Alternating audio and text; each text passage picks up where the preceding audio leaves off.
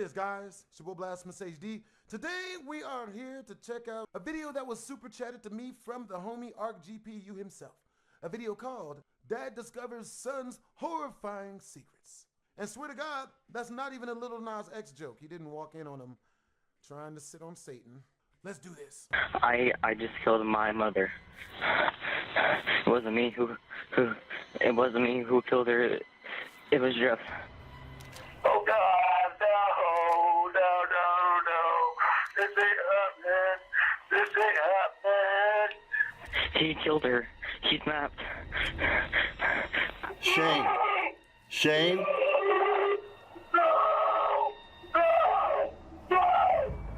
On Thursday, April 6, 2017, Shane Nicholas races toward home after getting word from a family member that there was a growing police presence at his house. He knows very little about the situation as he answers the distressing phone call that will change his life forever. The following report is based on police records, and most of the audio has never been heard before until now. Hello, Mr. Nicholas? Yeah. Hey, this is Captain Loney with the Champaign County Sheriff's Office. Come on, man. Everything's cool, right? Everything's okay. Please tell me everything's okay. Let me ask you something. Where are you now? Where are we at, man? Do you know? Melville, Indiana. Are you driving right now? No, I'm not. Who's driving? Adam. Will you assure me that Adam will remain the driver? Yeah, I can't drive right now. I gotta know what's going on. All right, I'm going to tell you. Sir. I'm so scared. Okay, sir. About 6 p.m. or so, maybe a little earlier, we responded to your house after receiving a call from a family member. There was some type of disturbance, and your wife has fallen victim as a result of that incident, and she's deceased. Oh, God. I've got processing what you're telling me here. I understand. Take your time. Oh. No. That's not what happened. It can't happen that way. It can't happen that way. Hours ago, at approximately 6 p.m., Champaign County dispatchers received the 911 call from Shane's 14-year-old son, though his haunting confession was the last thing anyone expected. 911, where's your emergency? I just killed my mother. And What happened, sir? I just killed my mother, and I need to go to the hospital. Captain Loney assures Shane that his son is safe and in police custody, withholding the chilling reality of the situation. As Shane's panic rises, Loney begins to probe him for answers in an effort to shed light on the unfolding nightmare. Give me a little history on your son. And is his name, am I correct, is his name Donovan? Oh, God, yes, Donovan Asher Nicholas. What's his date of birth? Oh, God, I can't think he's 14 years old. Okay. But I don't know. Okay. Has he been any behavior problem or anything to you? Never. The boy is soft-spoken. He's a genius. He's very, very smart. He's non-confrontational. Okay. He's never done anything. I didn't want to kill her. No, this is not happening. Has he ever inflicted harm to any family member or anything like that? Never. No harm to anyone? Never. None. Does he have friends None. and things of that nature? No, he does not. Okay, let me ask you something. Have you ever heard of someone by the name of Jeff? Jeff? Yeah. No. Okay, no Jeff. Anybody like Jeff? Anybody that sounds like Jeff? Somebody that he talks about, maybe idolizes, whatever, who knows, you know? No. Okay. So Not at all. Why? The confusing question stems from Donovan's earlier admission to the 911 dispatcher, as his confession takes a dark and twisted turn. This is a good one, RGPU. It wasn't me It wasn't me who killed her. It was Jeff.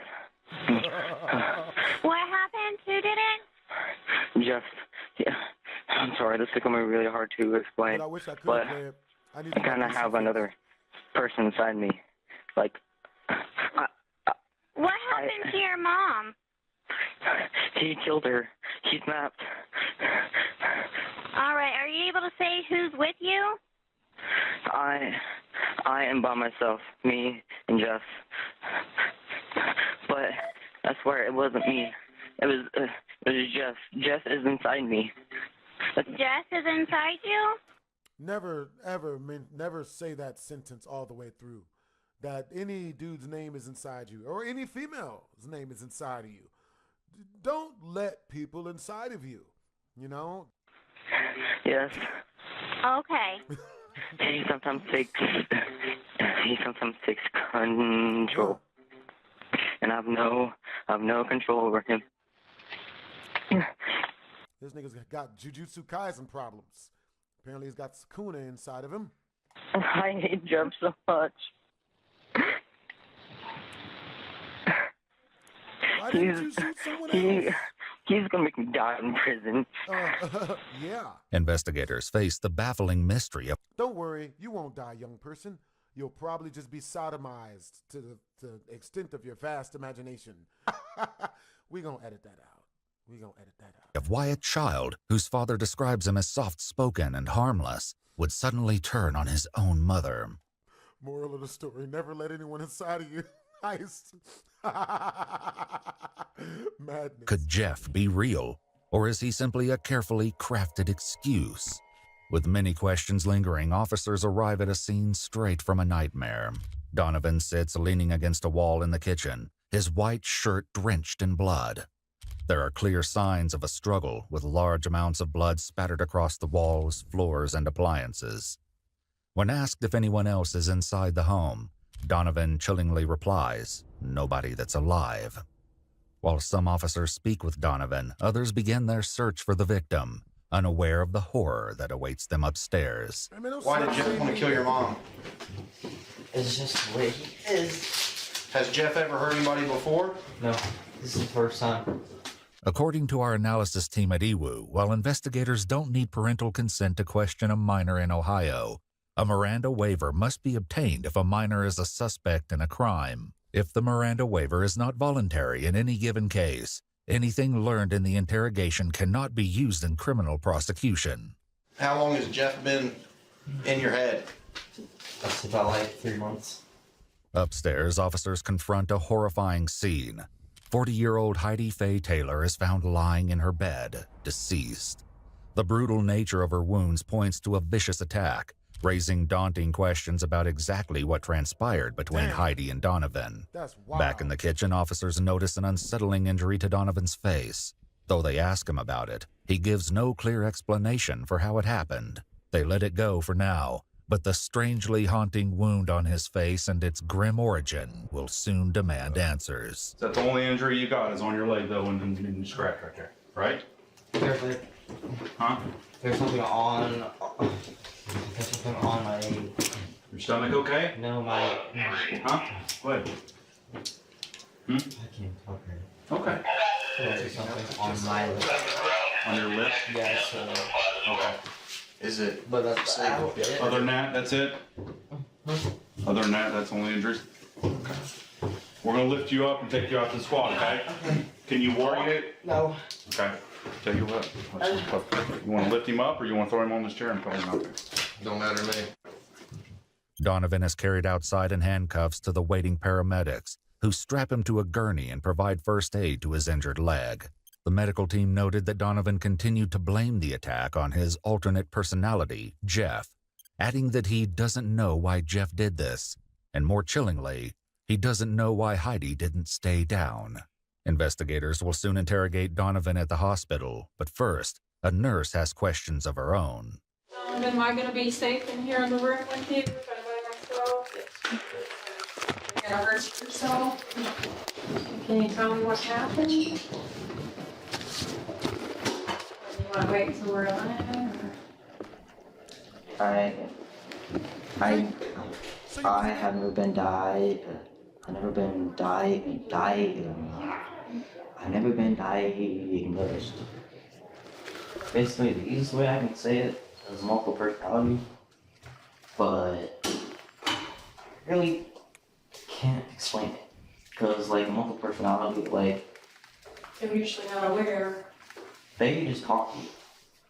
But, Yep, homie Blake. but I don't know what's called when they take control of you. That's called Jujutsu Kaisen. Sukuna. I have always believed there's a good side in a person and a bad side in a person. So what did your bad side tell you today? Said he was going to kill. Her next question is followed by a startling revelation from Donovan, who clarifies that the victim is his stepmother. The other person that you heard, was it a family member or who was it? It was my mother. Your mother, okay. Well, my stepmother. Stepmother, okay. I don't really know where my actual mother is. Okay. Did she go to a different hospital or? No, she's no longer there. Officers photographed Donovan's wounds and blood-stained clothing before reading his Miranda rights. Afterward, they begin diving into the harrowing mystery of the day's events and what may have triggered his sudden, violent outburst. Anything happened today at school? No. Did you have a bad day today or anything? Or how was school? School was totally fine. Investigators would later ask a similar question to his classmate and best friend Tatum, seemingly in an attempt to uncover any clues or warning signs that may have hinted at what was to come. Have you noticed any changes in Donovan's behavior recently? No, actually, if anything, he seemed a little bit happier, like at school. However, while Donovan was in the library the morning of the killing, another student named Jake approached his table after being aggravated by a fellow classmate. In his anger, he asked Donovan if he'd ever been so mad at someone he wanted to beat them up. Donovan eerily replied, "No, but I would stab someone." The student shrugged it off as a joke, unaware of the brutal acts that would take place later that evening. So, other than what you told me about him so far, were there any other emotional problems that you saw or anything else going on that we need to know about? Not that I know of. Okay. However, a chilling journal entry begins to hint at a darkness growing within Donovan. In it, he describes his dream utopia in which all emotions are eradicated. He makes an exception for love, cryptically stating some people kill for love. But what did Donovan kill for? Shockingly, the journal isn't the only clue that something sinister was brewing. His English teacher would later discover a letter he wrote to him just before leaving school the day of Heidi's killing. However, its discovery would come far too late. For now, investigators focus on what happened when Donovan returned home. All right. So, tell me about coming home from school. What did you do after you came home from school? Practically? I took a nap. You took a nap. So you got home at 3, you took a nap. How long did you sleep? I'm gonna say about like an hour.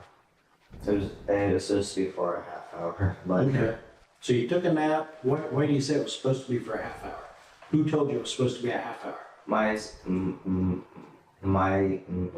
stepmom. Okay. First, I asked if it could be a half hour. She said yeah. So I kind of oversaid it. Then what happened? After I woke up, I started cleaning my room. Then I kind of think Jeff wanted to come on. And then who? Jeff wanted to, Did you ever tell Dad or stepmom about Jeff? Why not? Because I was afraid they wouldn't believe me. Okay. And think I'll just be doing it for attention or something. Did you tell anybody else about Jeff? I told the press. I told Jeff. Who's the two people? After reassurance from the officer that he just wants to ask them questions, he reluctantly gives him 2 names. Her name's Tatum, and my really close person, friend, I guess, my girlfriend. Who's that? Madison. Madison? The thing is, she's an addicted. She's what? She's an addicted. Okay, she didn't go to school out there? Where does she live? Wisconsin. So how did you tell her? On phone? Yeah. I have no idea. How do you what's know up, her? Jay Games? Well, Appreciate the compliment, bro. I mean, embarrassing. But like, I've been in the acting class. You mean via And I can do Facebook better or? than you. Yeah. online. What acting class were you in that Tatum would later share with officers her personal Our thoughts GPU. about the mysterious Jeff. When she's asked what Donovan's behavior is like when the alternate personality takes over, her reply raises more questions than answers. I don't know what he does when it happens. I've never been there when it has. I've only known him as Donovan. Do you believe he had a split personality, or you think this was just a fantasy thing for him to get attention? Something like that? I don't think it was for attention. Like, I believe that it probably could have happened. Though she claims to have never witnessed this alternate persona for herself, bone-chilling evidence would contradict these claims.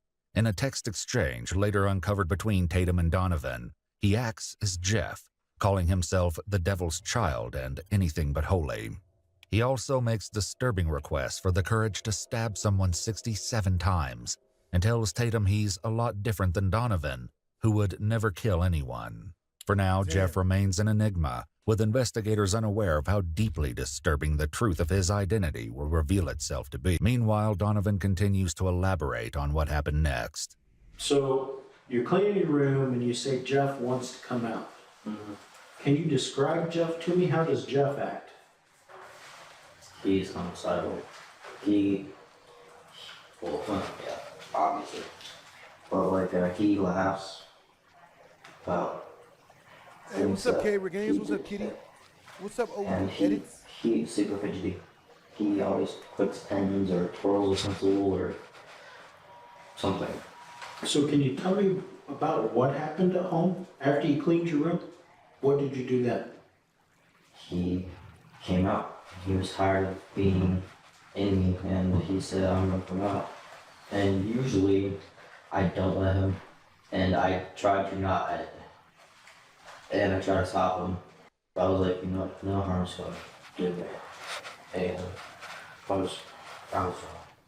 Donovan then explains that once Jeff emerged, he changed clothes, dressed in a plain white t-shirt and black jeans.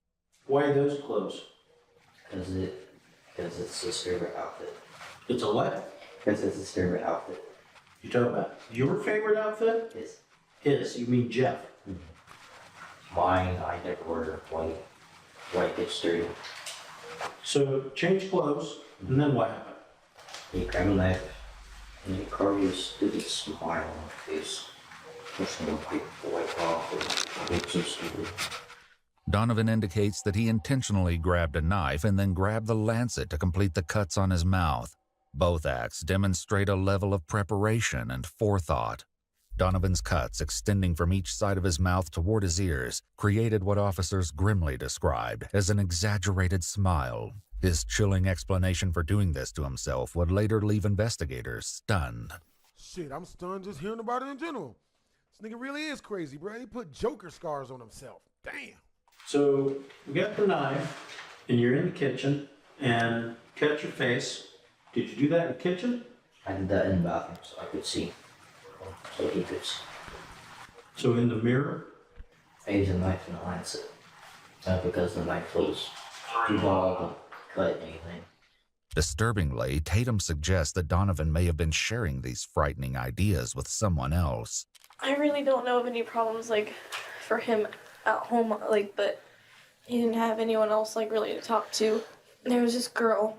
All I know is that her first name was Madison, and that they used to talk, and they met over, like, the internet, like, an app. Like, they had never met each other in person. And he used to talk to her. I feel like they maybe just, like, fed off each other. Investigators begin attempting to search for Madison and quickly locate her Facebook account online. Though her profile is private, they're able to view photographs attached to the account. What they see as they navigate her gallery is nothing short of a nightmare, the disturbing images leaving them questioning the true horrific nature of Jeff. So, you have the injury to your face that you used the knife and the lancet for. Then what did you do? I was waiting for Mom to come downstairs. Now, when we're talking about Mom, you keep referring to Mom. We're talking about Heidi. Yes. Okay. Okay. Yeah, so it's very confusing because like when I say me, I could either mean me or Jeff But okay, like at this time period, I mean Jeff, but I say me because it's my physical being. Okay. But it was he who acted. It was he who controlled. With that settled, Donovan continues to detail the harrowing account and the shocking moments that led to the brutal attack. You're downstairs. Yeah. You waited for her to come downstairs. So she's upstairs? Mm-hmm. She was upstairs, but she was taking too long, so I called her downstairs. What did you say to call her down? I said, Mom, can you come down here for a second? I'm gonna have no words about this. So she came downstairs? Mm-hmm. What happened then? Do I have to explain how it all happened? Well, it would be helpful. That way we know what happened to her. I think you kind of owe your stepmom, you know, a little bit of telling what happened. I mean, otherwise nobody's going to know what happened to her. You know what I mean? I think you personally care about your stepmom. Maybe Jeff doesn't care about your stepmom, but I think you do. Jeff doesn't. Me, I haven't really liked her. Like, at all, but yeah, I wouldn't hurt her at all. So, what happened when she came downstairs? I hid behind this door, so when she would walk by, I could just easily. Mm-hmm. Yeah. Where was the door? The door was in the living room. It's the right side door that has the glass. Anyways, when she came by, I kind of had like a panic attack because I can't believe Jeff was like, we do that. So what happened after that? You said she came by. What happened after she came by? And I'm glad that he did this, but he hugged her. He did. And then after he hugged her, Mom was like, why'd you cut your face? So what happened then? He began.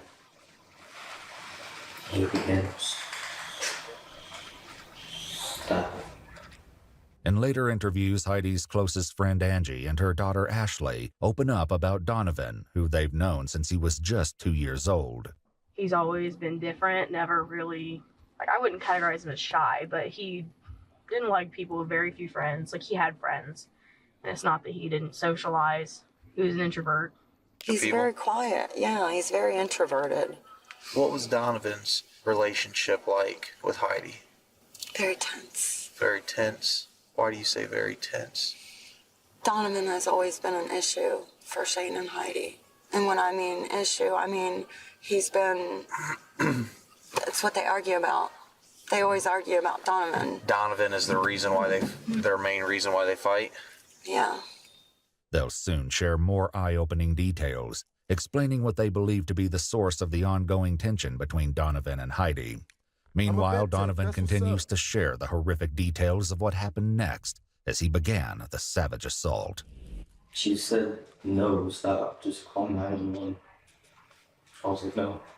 How many times was she stabbed? I don't know. I'm trying to push the glass, but I can't see it. I don't even have that. Then we went upstairs because she was trying to get her phone, so she could call 911. I went upstairs. Then I remembered that the gun was upstairs. So she ran? She walked upstairs. I was very exhausted. She fought back. Where was she stabbed? In the front of her, the back of her, or something else? Everywhere. Anywhere the knife could penetrate. And when I went upstairs, I took both of the phones because she had mine. So she went upstairs? You followed her?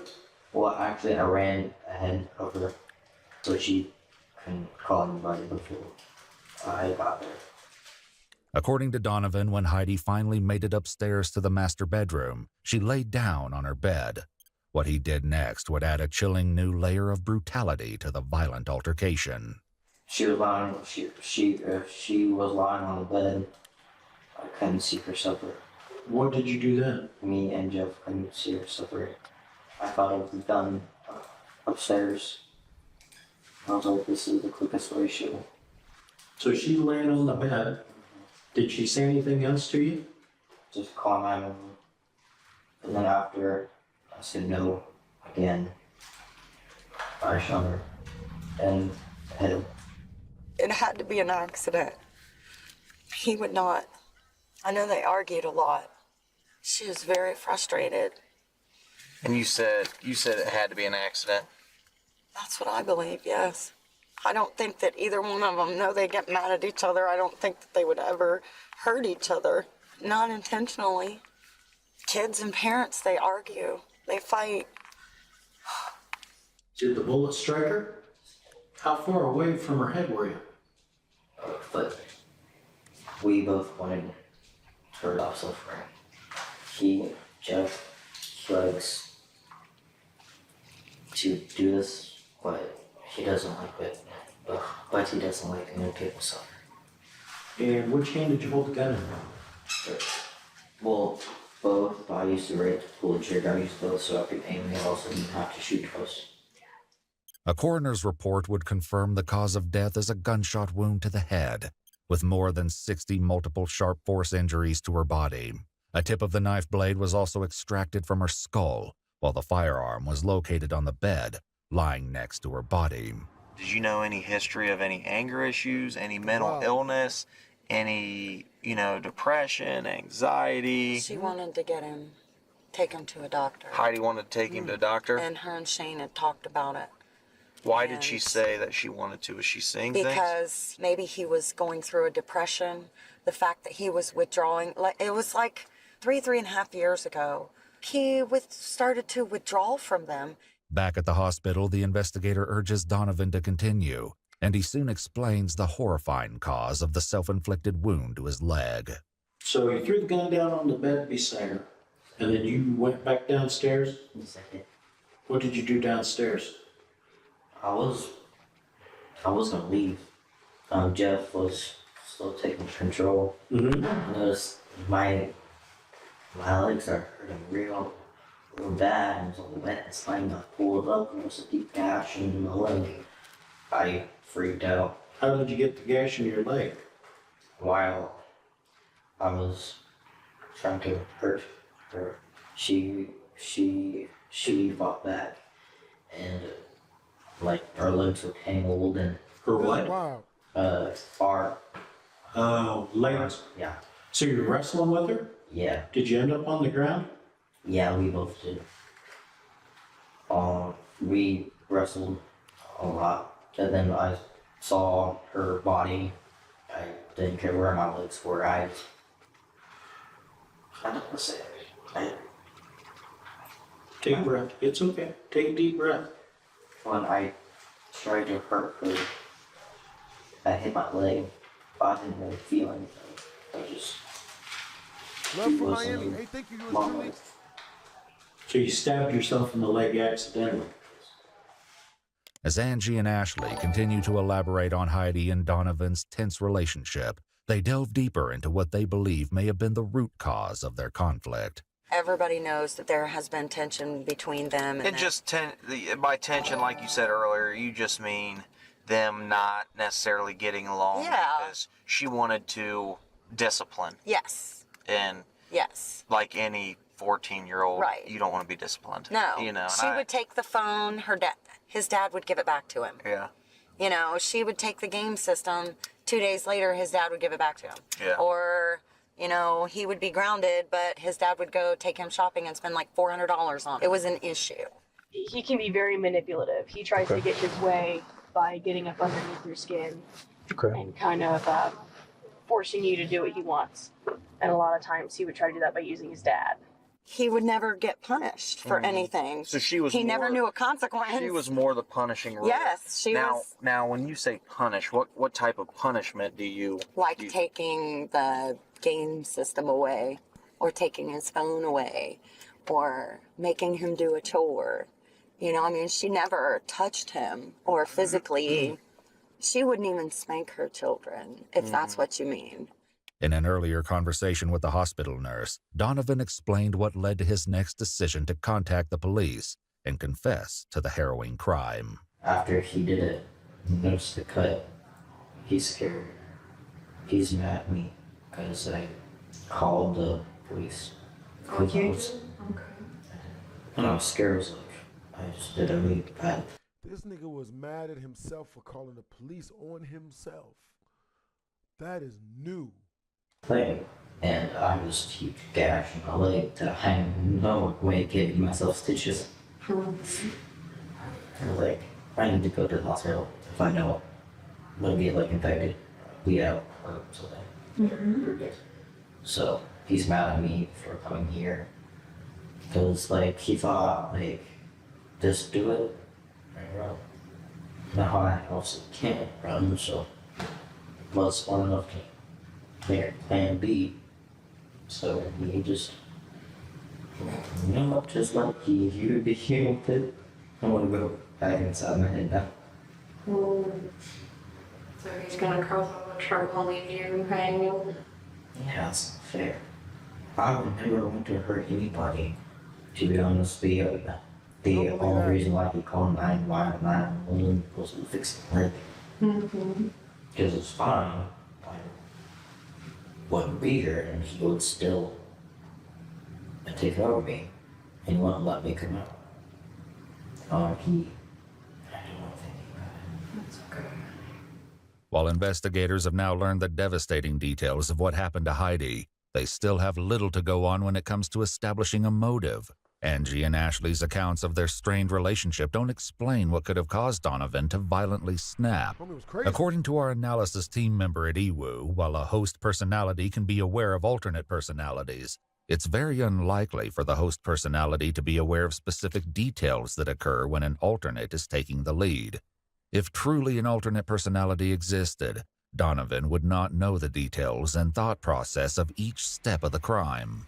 So cut to your face, what's the significance of that? It was his smile. It was his smile. Do you watch a lot of movies? Hey, what's up, Cayenne? What other character has a smile like that? Jeff the Killer. That's where Jeff kind of came from. But that's just a story. It wasn't a movie. What's that story? I'm not familiar with it. It's called Jeff the Killer. What's it about? It's about this kid. His name is Jeff. And he moved into a new house. Anyways, long story short, Bill Pigs bullied him and beat him. So the first time he stabbed one, just to get away. Second time he was also defending himself, because they came back again and they were trying to kill him. Then he killed the leader, and then the second leader, the second person I screwed, the second person named Keith, he set him on fire. That's why his skin's all white and his hair's black. And then after he killed Randy, he snapped, and when he came back from the hospital, he was pure white. He had a white shirt, a white hoodie, black pants. When he came home, he put a smile on his face. Creepypasta is both a website and a term for horror-related stories and images that are shared online. Donovan earlier explained his fascination with the website to the nurse, mentioning names that may be hauntingly familiar. Creepypasta, right? Yeah. Five Nights at Freddy's. What kind of, besides this Jeff on there, what else is on there? Jenna from Slenderman and Slenderman? Slime Dog, Irish Jack, Ben Drowned, The Rake. There's a lot. It's really good. It's really cool. Shit, I gotta listen to some of these. Ben Drowned sounds good. Jeff the Killer, one infamous character, first began circulating as an image in 2008. Its disturbing origins widely disputed in online forums. The image has inspired many artists and even fan films. Another friend of Donovan's named Skylar sheds more light on Donovan's chilling fascination. He was kind of one of those people who, obsessed with scary stories. At least that's how I saw it. He had a picture on his phone that was Jeff the Killer, which is what he mentioned. So that kind of, I never heard about it until I met him. And I was like, that's a pretty weird story. Though depictions of Jeff the Killer vary, Several haunting details remain eerily consistent. He's always seen depicted with a wide, sinister grin, wearing a white t-shirt or hoodie and black jeans, the same clothing Donovan put on as he claims Jeff took over. When's the first time he ever brought up this Jeff the Killer? He actually never brought it up to me. I saw it on his phone. Oh, you saw it on his phone. Did you ask him, like, hey, man, what is that? Yeah, and then he told me that it was a creepypasta story called Jeff the Killer. So I looked it up, and I thought it was one of the creepiest stories ever. However, it was Madison's Facebook page that truly left investigators stunned, as multiple drawings of Jeff the Killer filled the photo gallery.